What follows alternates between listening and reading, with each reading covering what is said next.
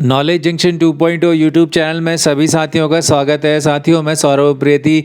आज हमारे साथ एक विशेष गेस्ट हमारे यूट्यूब चैनल में आए हैं। मेरे साथ हैं मेरे छोटे भाई Neeraj Mahar, state ranker 7 LT English Uttarakhand SSSC में इनका स्टेट रैंक 7 था। और नीरज महर ने अपने फैमिली के साथ साथ ही पूरी KJ फैमिली को और हम सबको प्राउड फील कराया है, क्योंकि जब ये स्टार्टिंग में आए थे हमारे साथ तो एक बहुत ही, जिसे कह सकते हैं, कॉमन लर्नर की तरह इनके भी इंग्लिश के बेसिक्स और लिटरेचर स्पेशली जो है काफ़ी वर्क करना था इनको। बट इन्होंने बहुत ही लगातार कंसिस्टेंटली डिसिप्लिन अपनी मेहनत के साथ साथ जारी रखा। और देखते हैं इनकी सफ़र जो रहा सक्सेस का, क्योंकि बहुत यंग एज में इन्होंने इस पेपर को निकाला और सिर्फ ना ही निकाला बल्कि पूरे स्टेट में 7th रैंक लेकर आए। तो नॉलेज जंक्शन फैमिली अगेन इनको बहुत ही ज़्यादा बेस्ट विशेस देती हैं इनके आगे के जर्नी में।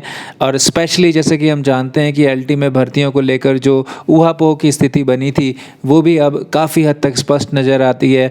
तो सबसे पहले नीरज भाई से हम पहली प्रतिक्रिया लेते हैं कि नीरज, अब आपने इस पेपर को निकाला तो आपको कैसा लग रहा है और आप क्या स्टूडेंट्स लोगों के साथ अपने व्यूज़ को शेयर करेंगे?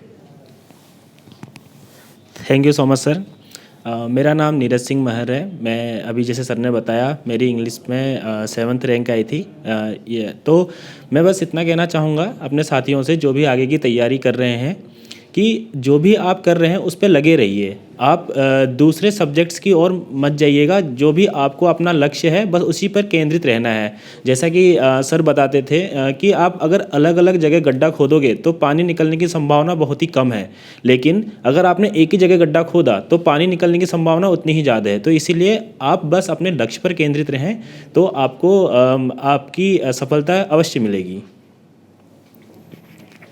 जी, तो फोकस्ड ऑन वन डायरेक्शन। जी हाँ, मुझे भी यही लगता है कि नीरज की स्पेशली ये जो बात थी वो इनको और कैंडिडेट से अलग किया है उनको।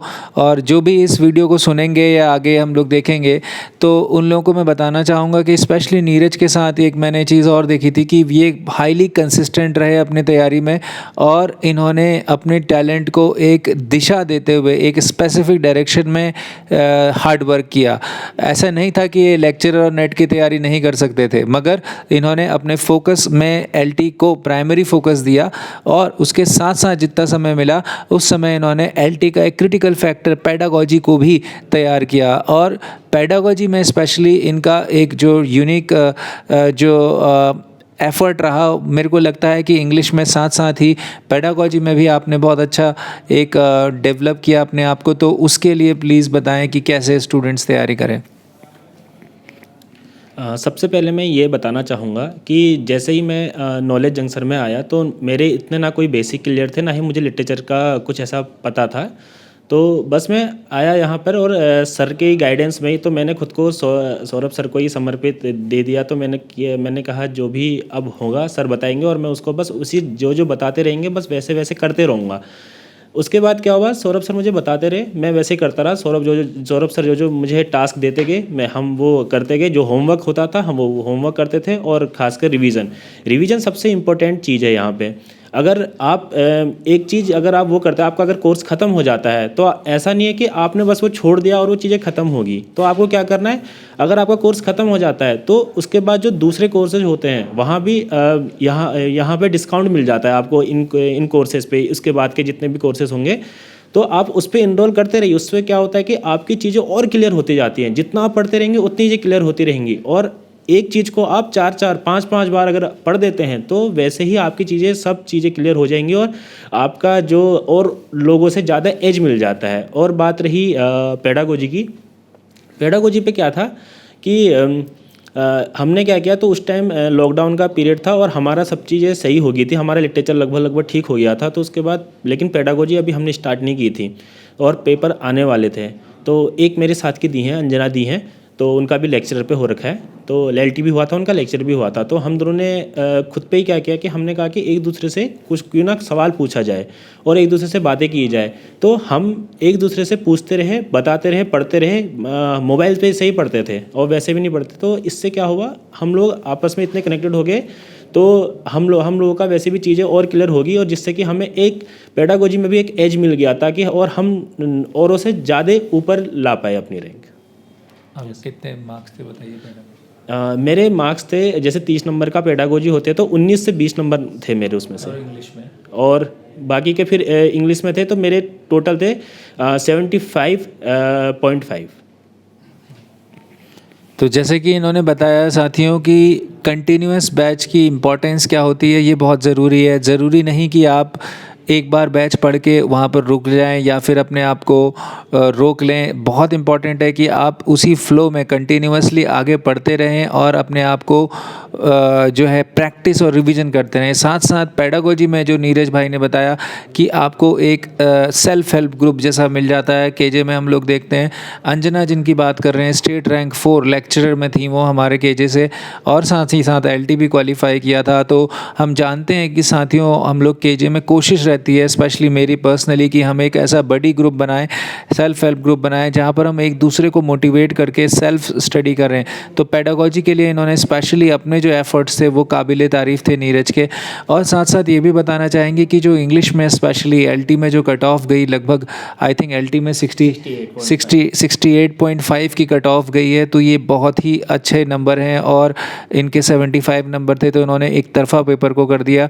तो मैं आपको ये भी बताना चाहूँगा कि लिटरेचर में जो केजे के नोट्स हैं, जैसे कि नीरज भी बता रहे हैं, हम लोग बहुत कोशिश करते हैं, स्पेशली मेरा जो इतना एक्सपीरियंस है नेट का वो मैं उसमें डालता हूँ। तो स्पेशली साथ साथ ग्रामर पे एक हल्का सा आप टच दीजिए कि ग्रामर की प्रैक्टिस कैसे करी, और हमारे जो लर्नर्स हैं वो ग्रामर के सेक्शन को LT में स्पेशली कैसे टैकल करें। यस सर, सबसे पहले तो मैं ये कहना चाहूँगा, लिटरेचर के साथ साथ इसमें ग्रामर भी उतनी ही इम्पोर्टेंट है, क्योंकि इससे भी इसके कम से कम 10 से 20 नंबर इसमें आ सकते हैं। तो सबसे पहले आपको लिटरेचर तो करना ही है, लिटरेचर के साथ पेडागोजी, और पेडागोजी के साथ ग्रामर पे भी उतना ही फोकस करना है।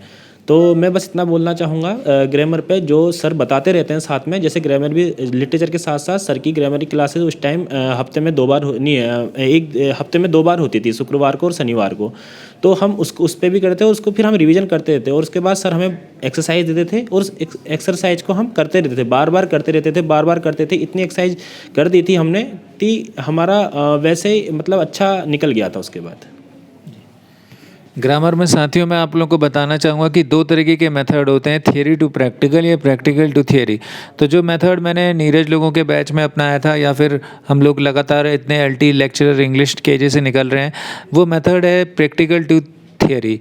कहने का मतलब कि आपको थियरी का बहुत एक हल्का सा ज्ञान दिया जाता है, उसके बाद आपको क्वेश्चंस में सीधा डाला जाता है, ताकि आप जो प्रैक्टिकल क्वेश्चंस हैं उनको कर पाएँ, और क्वेश्चंस के थ्रू जो आपको रूल मिलते हैं उनको आप अलग से लिख लेते हैं। तो ये एक छोटा सा फाइन पॉइंट है जो आप लोगों को बहुत हेल्प करेगा।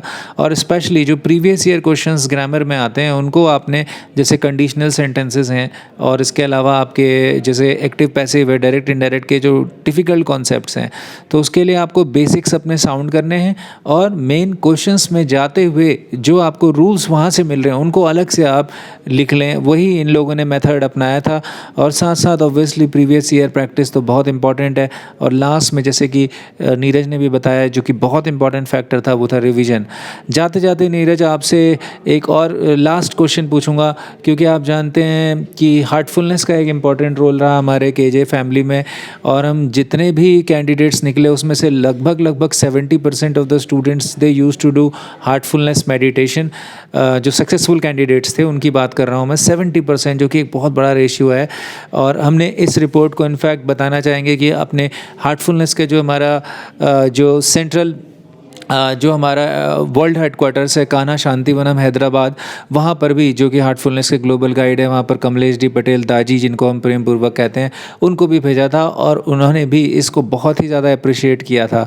तो हार्टफुलनेस का क्या रोल रहा, और अंदर से हार्टफुलनेस ने कैसे क्या आपको चेंज किया, नहीं किया, और इसका पढ़ाई से इफ़ेक्ट अभी से अगर जो हमारे लर्नर्स करें तो क्या पड़ेगा, और अगर बाद में करते हैं तो क्या पड़ेगा, थोड़ा सा आप इस पर एक छोटा सा अपना टेक बताएं।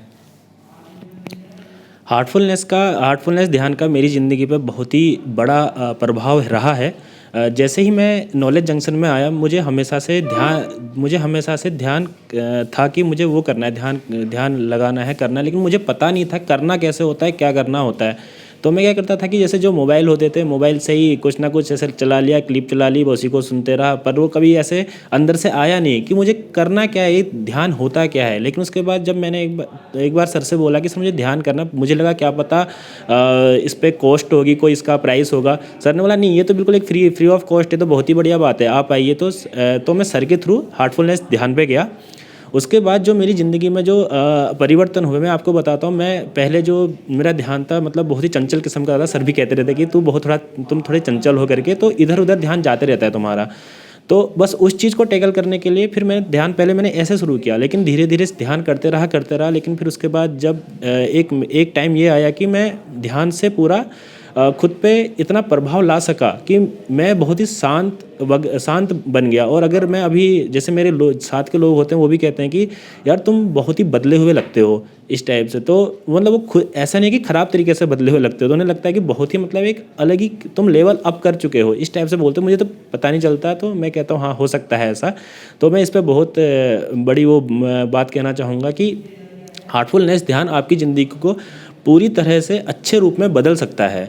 और अगर बात कहें, अगर यहाँ LT लेक्चरर के जितने भी बैच चलते थे उसमें से एक सुबह हमारा ध्यान का सत्र भी होता था, सुबह 4 बजे से या 5 बजे से कोई भी, तो उसने भी काफ़ी ऐसे हेल्प करी थी। और हार्टफुलनेस ध्यान का एक और सबसे बड़ा ये रहा प्लस पॉइंट ये रहा, जब हम एग्ज़ाम सेंटर में होते हैं तो वहाँ एग्ज़ाम का प्रेशर बहुत तेज़ होता है।